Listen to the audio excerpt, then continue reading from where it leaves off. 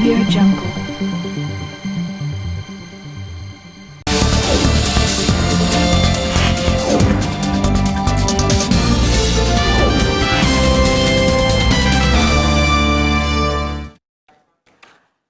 नमस्कार, स्वागत है आप सभी का देश देशांतर में। मैं हूं प्रीति सिंह।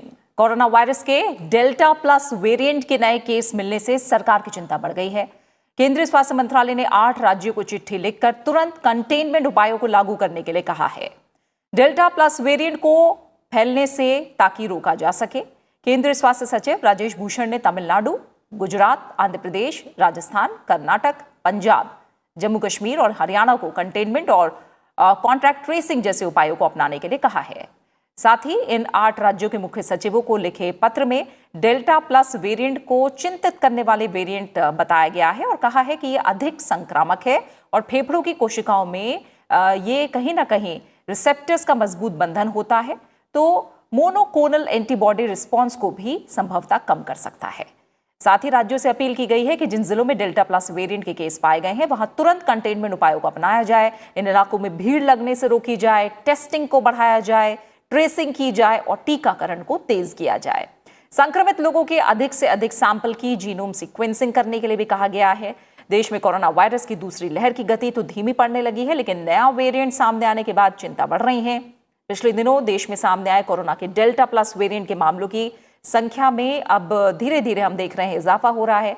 साथ ही सरकार ने बताया है कि अब तक देश के 18 जिलों में कोरोना डेल्टा प्लस वेरिएंट के 50 से ज्यादा मामले सामने आ चुके हैं। कोरोना के डेल्टा प्लस वेरिएंट के केस सबसे ज्यादा महाराष्ट्र में मिले हैं, यहां अब तक 20 मामले हैं। मध्य प्रदेश में 7 मरीज मिले हैं, पंजाब गुजरात में 2-2, केरल में 3, आंध्र प्रदेश में 1, तमिलनाडु में 9, ओडिशा में 1, राजस्थान में 1, जम्मू कश्मीर और कर्नाटक में भी एक केस सामने आया है। और वहीं अब तक डेल्टा प्लस वेरिएंट से देश में 2 मरीजों की जान जा चुकी है। देश देशांतर में आज हम डेल्टा प्लस वेरिएंट के बढ़ते मामलों और इसे रोकने के लिए कंटेनमेंट उपायों की जरूरत पर चर्चा करेंगे। और इस पर बातचीत के लिए, चर्चा के लिए मेरे साथ 2 खास मेहमान जुड़ रहे हैं। मेरे साथ जुड़े हैं doctor E Venkat Rao, member Odisha state advisory committee on कोविड-19। साथ ही मेरे साथ हैं doctor Raman R Gangakhedkar, member national task force for कोविड-19 एंड डॉक्टर सी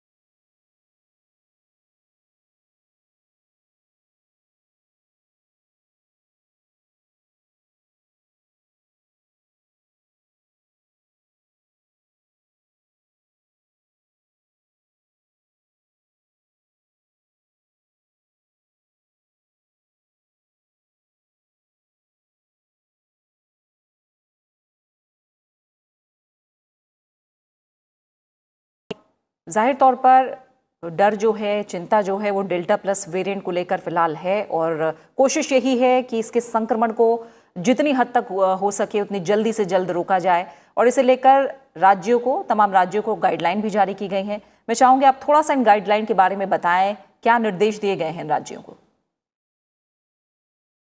ये जो वायरस है, जैसे कि सर ने बताया कि इसका म्यूटेशन बहुत फ्रिक्वेंटली होता है और ये एक सर्वाइवल मेथड है।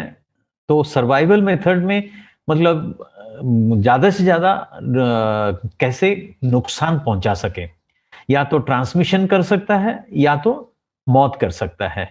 तो ट्रांसमिशन का जो है इसका थोड़ा सा कम है, लेकिन मौत का चांसेस जो है वो हो सकता है थोड़ा ज्यादा हो। तो इसका जो जितने भी नया म्यूटेशंस आते हैं, सरकार जो है ये हर राज्यों को सूचना देती है कि जितने जल्द से जल्दी हो सके उसका स्प्रेड को रोका जा सके, लोगों को उतना इफेक्ट ना पड़े। तो इस वजह से जो क्वारंटाइन मेजर्स हैं या फिर कंटेनमेंट जोन्स हैं उसको थोड़ा ज्यादा स्ट्रिक्टली करने के लिए हर एक राज्यों को ये खबर पहुंचा गया है। क्योंकि अभी वैक्सीनेशन का प्रॉब्लम चल रहा है, अनलॉकिंग चल रहा है, लोगों को अनलॉकिंग के साथ लोग बाहर निकलने लगे हैं और वैक्सीनेशन के लिए हॉस्पिटल्स जाके पहुंचने लगे हैं। तो इस सिलसिले में जितना कांटेक्ट 1% तो दूसरे आदमी को जब कांटेक्ट बढ़ जाएगी तब जो है ये ट्रांसमिशन का पॉसिबिलिटी है।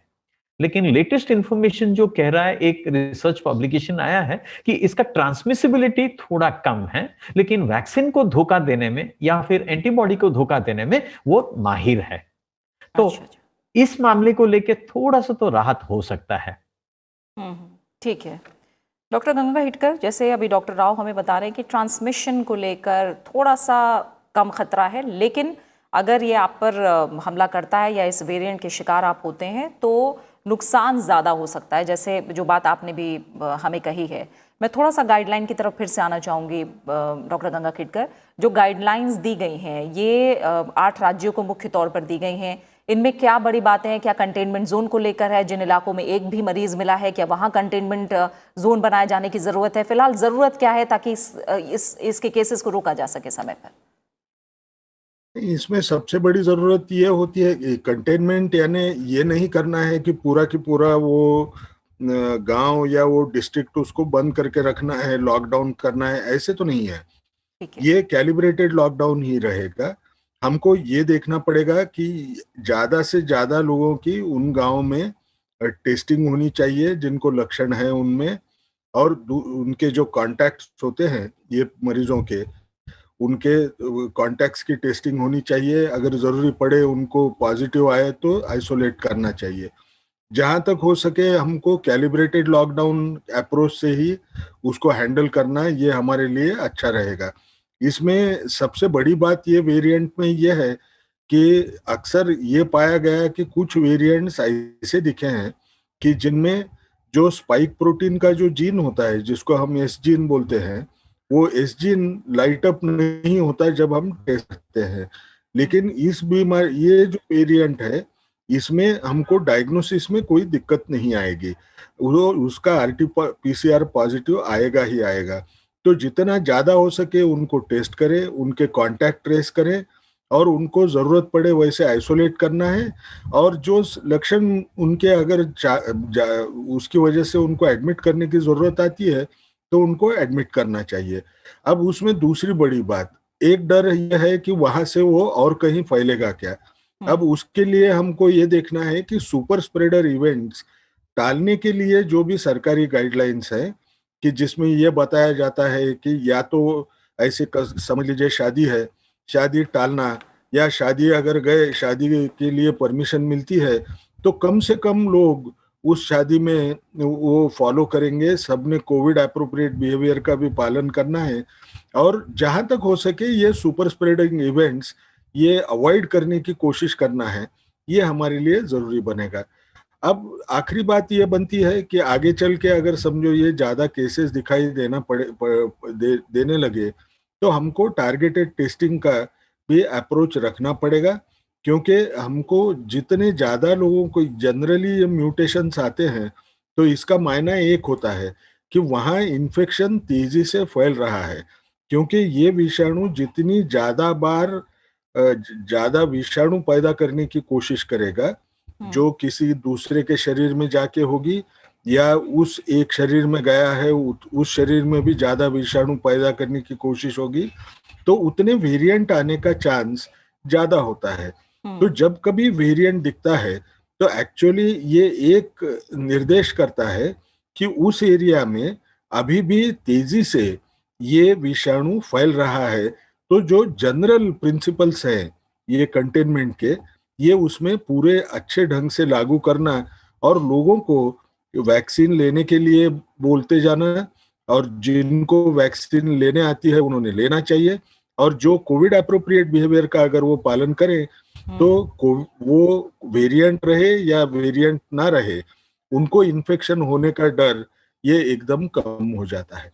ठीक है डॉक्टर राव, अभी हम भारत में देख रहे हैं 50 से ज़्यादा इसके मामले सामने हैं और जाहिर तौर पर गाइडलाइन जारी की गई हैं और कोशिश पूरी है कि संक्रमण को रोका जाए, इस वेरिएंट को फैलने से रोका जाए।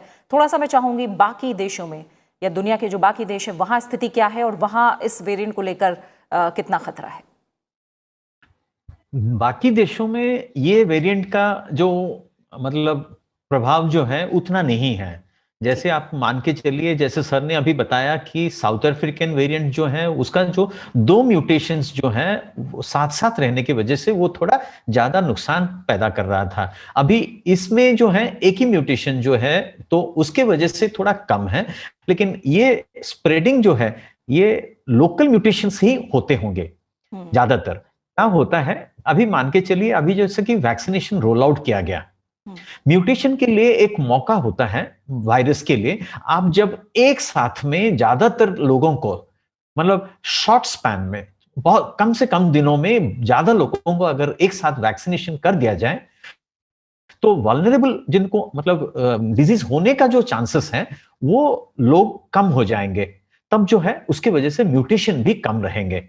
अब मान के चलिए कि हम साल भर लगातार वैक्सीनेशन देते रहेंगे तो कहीं ना कहीं एक नया म्यूटेशन आ सकता है। तो ये एक लोकल म्यूटेशन होता है, लेकिन दूसरे देशों में मतलब उनके हिसाब से वहां पे भी कुछ म्यूटेशंस आएंगे, लेकिन यहाँ पे जो म्यूटेशन आ रहा है इसका बस हमारे लोकल कंट्रोल मैकेनिज्म्स ही यूजफुल होगा। बिल्कुल बिल्कुल। और डॉक्टर गंगा खेड़कर, आपने बताया कि किस तरह से कंटेनमेंट बनाना ज़रूरी होगा, कैसे उस पर आगे बढ़ना चाहिए, और जो टेस्टिंग है, ट्रेसिंग है, वो बहुत ज़रूरी है। यहाँ पर जब हम जीनोम सीक्वेंसिंग की बात करते हैं, मैं चाहूँगी थोड़ा आसान भाषा में आप इसके बारे में बताएं। क्या अब इसको लेकर भी लैब्स की ज़्यादा ज़रूरत है, क्योंकि कोरोना की जो चुनौती है वो अलग अलग रूप में हमारे सामने आ रही है और चैलेंजेस दिन पर दिन बढ़ते जा रहे हैं, तो ये पार्ट किस तरह से अहम है? जैसे पहले ठहराया गया था 100 लोग अगर पॉजिटिव आए तो उनमें के 5 लोगों की जीनोमिक सीक्वेंसेस होना चाहिए, ये पहला प्रिंसिपल था। लेकिन हम अगर हमारी ये जो सेकेंड वेव देखे तो सेकेंड वेव में एक दिन हमको 4 लाख भी पेशेंट दिखे थे। तो 4 लाख अगर मरीज पॉजिटिव करके डिटेक्ट हुए तो वो संख्या बहुत बढ़ जाती है।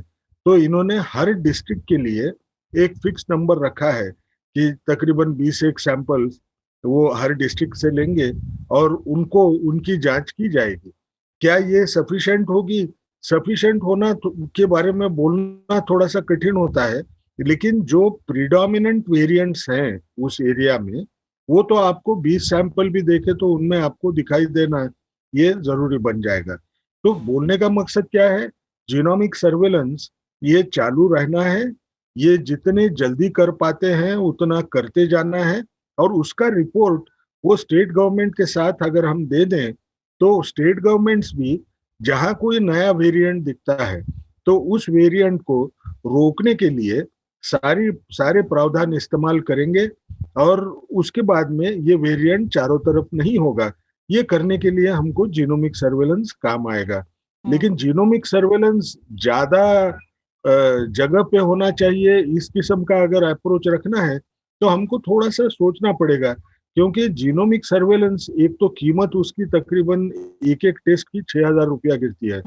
दूसरा, वो कोई टेस्ट ऐसी नहीं है कि पॉइंट ऑफ केयर टेस्ट रहे वैसा, वहां के वहां हमने की, या उसको समय ज्यादा नहीं लगता है। जब हम जीनोमिक सीक्वेंस करते हैं तो हमको उसको दिन भर वो सैंपल वो रन होते रहेगा, उसके बाद में उसके रिपोर्ट आएंगे, और वो रिपोर्ट को पहचानना भी एक स्किल होती है। तो हर जगह पे तो ये करना जरूरी है ऐसे मैं नहीं समझता, लेकिन रिप्रेजेंटेटिव बेसिस पे जब होता है तो कहीं ना कहीं अगर न्यू म्यूटेंट आते हैं तो उसको खोजने में हम कामयाब होंगे, ऐसा मुझे लगता है।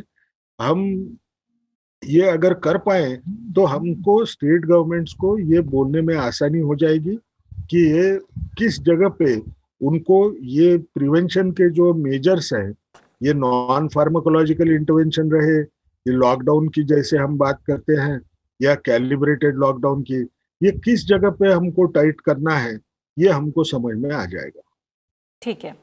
और डॉक्टर राव, जाहिर तौर पर जो कोरोना के मामले हैं, दूसरी लहर जिसकी हम बात कर रहे हैं, वो धीरे धीरे कम हो रहे हैं, जो राहत की बात है। लेकिन इस तरह से जब नए वेरिएंट आते हैं तो वो अपने साथ और चैलेंजेस लेकर आते हैं। पहली लहर में हमने देखा वेंटिलेटर्स की ज़रूरत ज़्यादा थी, दूसरी लहर में ऑक्सीजन की ज़रूरत ज़्यादा हुई, तीसरी लहर की आशंका जाहिर तौर पर बनी हुई है। उस आशंका के बीच इस तरह के वेरिएंट्स का सामने आना, वो किस तरह के चैलेंजेस को और बढ़ा देता है और किस तरह की तैयारी की ज़्यादा ज़रूरत है हमें?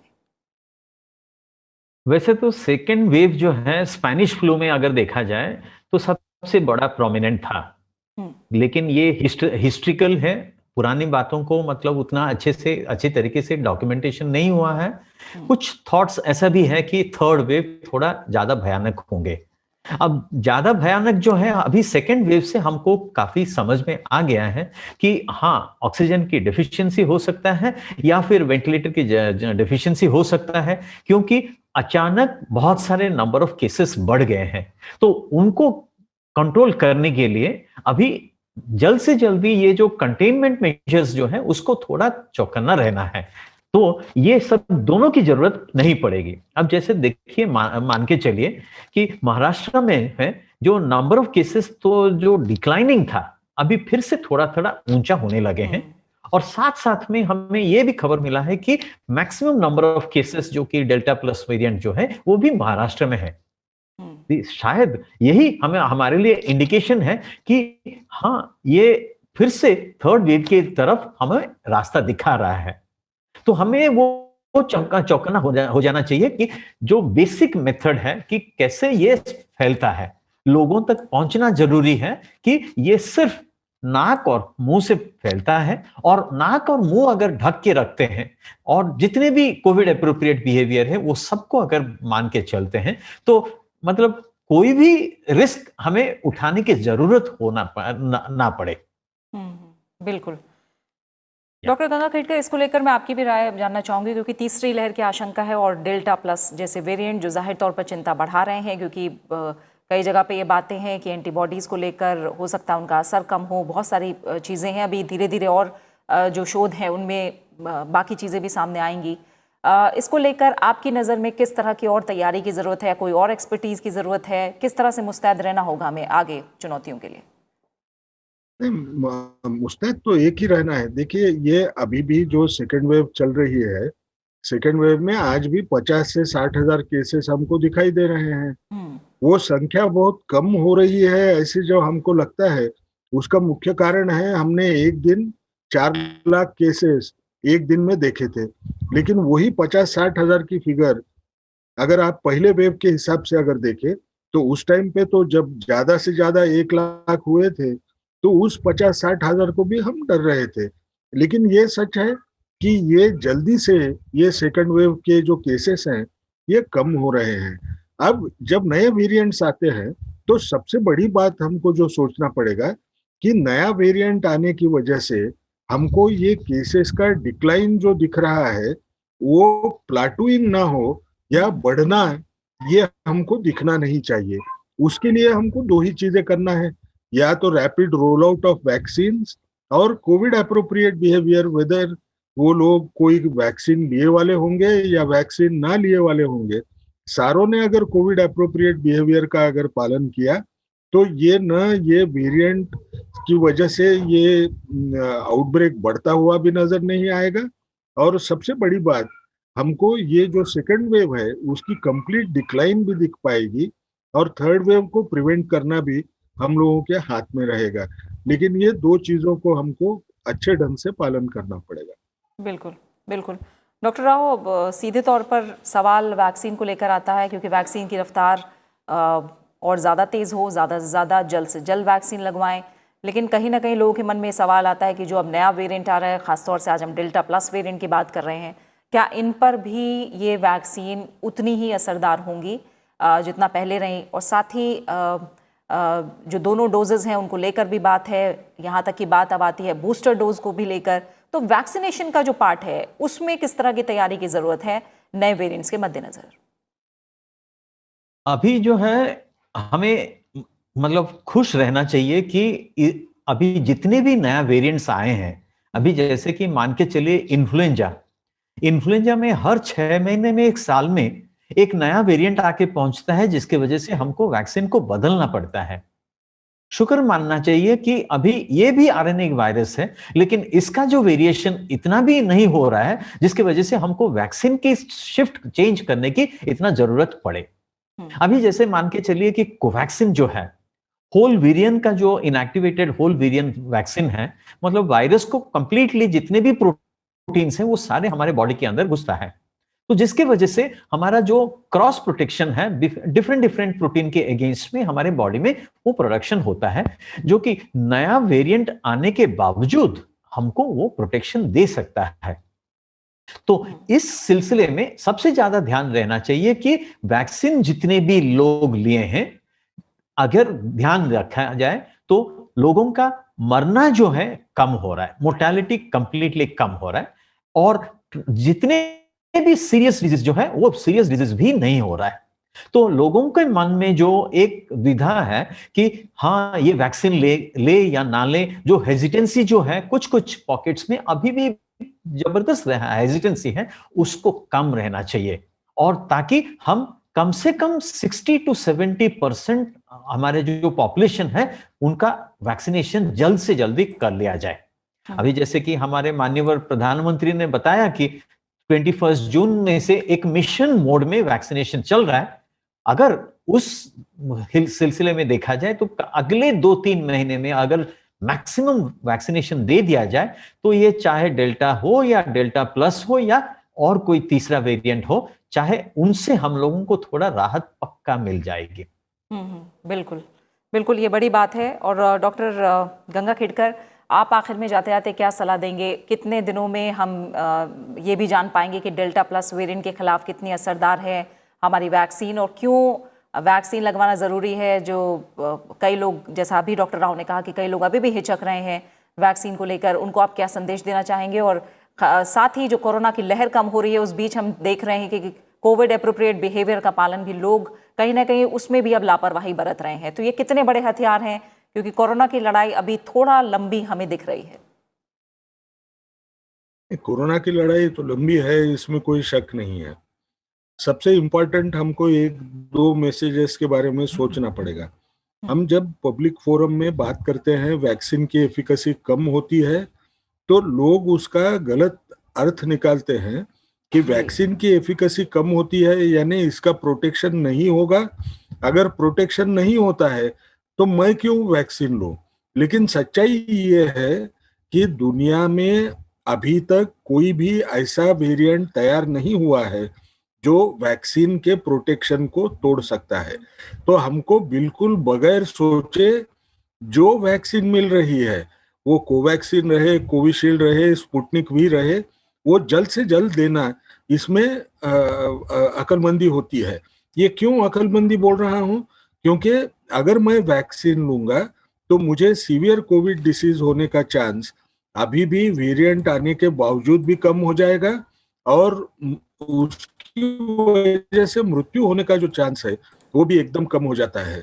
रहा सवाल अभी इन्फेक्शन होने का चांस, इन्फेक्शन होने का चांस कम करने के लिए हमने अगर कोविड एप्रोप्रिएट बिहेवियर का अगर पालन किया तो हमको ये चीजों के ऊपर डरने का कोई कारण नहीं रहेगा। दूसरी सबसे बड़ी बात, हम जब बार बार बोल रहे हैं तीसरी वेव आएगी, तीसरी वेव बहुत सीवियर हो जाएगी, अब लोग उसका अर्थ भी अलग निकालते हैं कि ये सेकंड वेव खत्म हो गई। सेकंड वेव खत्म नहीं हुई है, अभी भी सेकंड वेव चालू है, आज भी 50 से 60 हजार लोगों को बीमारी होती है। अब ये मेरे लिए इम्पोर्टेंट क्यों है बोलने के लिए, क्योंकि हमको ये याद रखना पड़ेगा कि सेकंड वेव आई उस वक्त समाज का बहुत बड़ा तबका ये कोविड एप्रोप्रिएट बिहेवियर का पालन नहीं कर रहा था, इसलिए सेकंड वेव आई। अब सेकंड वेव आने के बाद में हमको एक पता है कि ज्यादातर लोग जो थे वो कोविड एप्रोप्रिएट बिहेवियर का पालन नहीं कर रहे थे। अब समझ लीजिए उनको इन्फेक्शन नहीं हुआ तो वो क्या सोचेंगे, ये जो सरकार बार बार बोल रही है कोविड एप्रोप्रिएट बिहेवियर का पालन करना चाहिए, ये शायद सही नहीं होगा। हम लोगों ने तो पालन नहीं किया, फिर भी ये इन्फेक्शन डिक्लाइन हो रहा है, ये बिल्कुल गलत मैसेज जाएगा, कॉम्प्लेसेंसी बढ़ जाएगी। सबको एक समझना है कि हमको अभी भी बहुत समय है संभलने के लिए। वैक्सीन लो, वैक्सीन लेने के बावजूद भी हमको ये कोविड एप्रोप्रिएट बिहेवियर का पालन करते ही रहना पड़ेगा।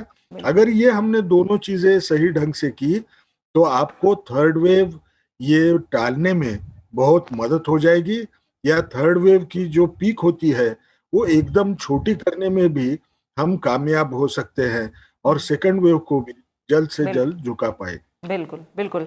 डॉक्टर रमना और गंगा खेड़कर, आपका, डॉक्टर ई वेंकटराव, आप दोनों मेहमानों का बहुत बहुत शुक्रिया मेरे साथ इस चर्चा में जुड़ने के लिए, और साथ ही इतना कुछ इस वेरिएंट को लेकर, और साथ ही हमारे दर्शकों को जो ज़रूरी सलाह और सुझाव हैं फिलहाल कोरोना के खिलाफ जंग के बीच, वो भी देने के लिए आप दोनों का बहुत बहुत शुक्रिया।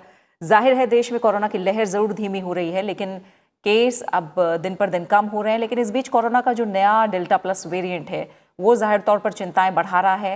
ये डेल्टा के मुकाबले काफ़ी तेज़ी से फैल भी रहा है, संक्रामक भी है, और जाहिर तौर पर जो भी नया वेरिएंट आ रहा है वो एक बार फिर हमें ये संदेश दे रहा है कि जो तमाम कड़े उपाय हैं कोविड के खिलाफ, इस लड़ाई के खिलाफ, वो अपनाए जाने ज़रूरी हैं अभी। और कंटेनमेंट का फैसला जो अभी लिया जा रहा है, इसको लेकर जो राज्यों को निर्देश दिए गए हैं वो भी इसी में शामिल है। लड़ाई अभी कोरोना से लंबी है, इसलिए हर व्यक्ति को अपनी जिम्मेदारी निभाते रहना है। कोविड एप्रोप्रिएट बिहेवियर का पालन करते रहिए, कोताही ना बरतिए, अपनी बारी आने पर ज़रूर वैक्सीन लगवाइए। अपना अच्छे से ख्याल रखिए और मुझे दीजिए इजाज़त। नमस्कार।